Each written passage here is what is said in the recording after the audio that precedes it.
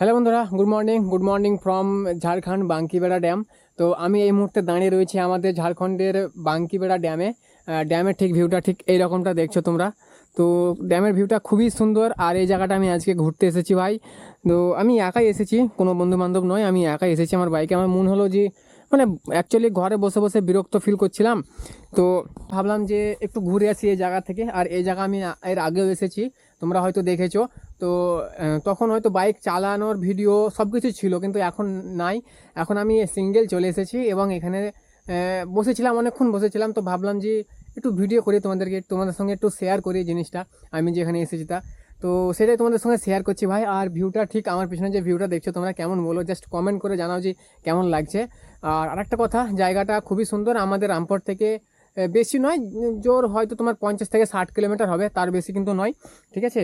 আর তোমরা যদি চাও জায়গাটা আসতে পারো, খুবই সুন্দর জায়গা। এবং বন্ধু বান্ধবের সঙ্গে পিকনিক স্পট, মানে পিকনিক করতেও আসতে পারো, জায়গাটা একটা পিকনিক স্পট বলতে। ঠিক আছে।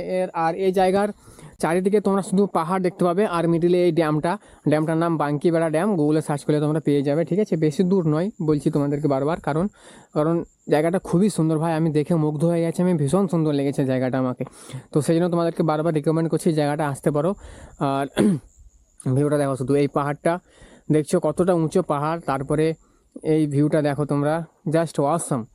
আর এই পানি পানি মনে হচ্ছে, মানে কি বলবো, বলার বাইরে।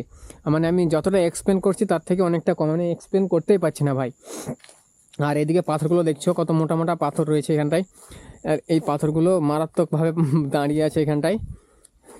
এই দেখো, দেখছো কত মোটা মোটা পাথর তোমরা দেখছো এখানে।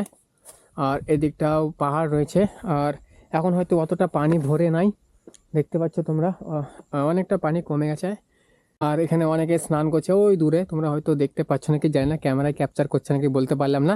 কিন্তু এখানে অনেকে স্নান করছে। প্লাস আমরা যখন আসি, আমরা বলতে আমি যখন আসি তখন দেখছিলাম ওই পাশটায় মানে ওই যে বাঁধ রয়েছে না, বাঁধের পরে কয়েকজন পিকনিক করছিল, রান্না করছিল পিকনিকের। তো তোমরা চাইলে আসতে পারো, বন্ধু বান্ধবকে নিয়ে পিকনিক করতে আসতে পারো, জায়গাটা খুবই সুন্দর ভাই। ঠিক আছে। তো এই হচ্ছে ব্যাপার। তো চলো ভিডিওটা এখানে শেষ করছি, যেহেতু আমি এখানে একাই এসেছিলাম, আমাকে ঘরে বোরিং লাগছিল, থাকতে ভালো লাগছিল না।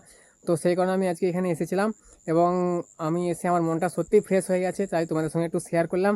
তো তোমাদেরকে কেমন লাগলো অবশ্যই ভিডিওটা কমেন্ট করে জানাবে। ভিডিওটা বেশি বাড়াচ্ছি না, এখানে শেষ করছি। টাটা বাই বাই, সকলে খুব ভালো থেকো। আর পারলে এই জায়গাটা ঘুরতে এসো, অথবা যদি না আসো একাই, তো আমাকে কন্ট্যাক্ট করো, আমি তোমাদেরকে সবাইকে নিয়ে চলে আসবো। টাটা বাই বাই, সকলে খুব ভালো থেকো।